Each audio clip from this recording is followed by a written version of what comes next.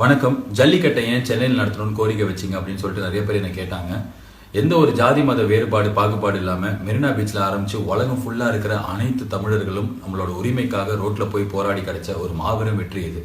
அதை செலிப்ரேட் பண்ணுற விதமாக, ஞாபகப்படுத்துகிற விதமாக ஒவ்வொரு வருஷமும் சென்னையிலையும் மற்ற ஊர் மாதிரியே தமிழர் திருவிழாவாக மாபெரும் முறையில் எல்லா ஜாதி மதத்தினரும் பங்கு பெறுற ஒரு பெரிய விழாவாக நடத்தணும் அப்படின்ற கோரிக்கையை தான் நான் வச்சுருந்தேன்.